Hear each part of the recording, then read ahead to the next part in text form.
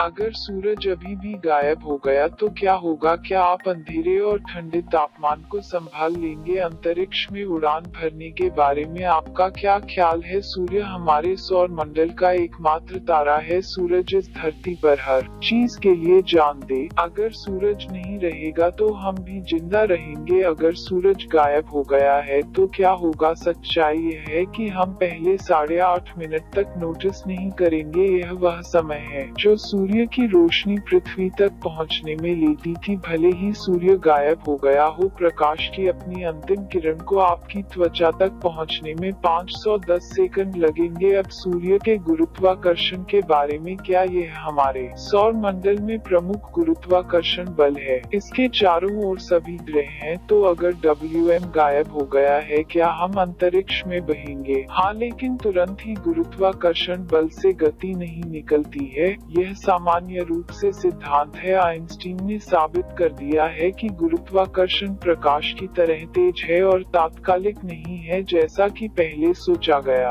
था। इसका मतलब यह है कि पृथ्वी अभी भी सभी गायब हो चुके तारे के साथ परिक्रमा कर रही है। आगामी अंधेरे का कोई सुराग नहीं, लेकिन सिर्फ 8.5 मिनट के लिए जब सूर्य की किरणों में से अंतिम पृथ्वी पर पहुंचती है तो रात हमारी एकमात्र समस्या नहीं होगी। जिस क्षण सूरज आकाश से गायब हो गया है, पृथ्वी 18 मील प्रति सेकंड की दर से अंतरिक्ष की यात्रा शुरू करेगी। यह माना जाता है कि पृथ्वी किसी अन्य योजनाओं के ऑर्बिटोइड्स से नहीं टकराएगी या किसी ब्लैक होल में नहीं जाएगी।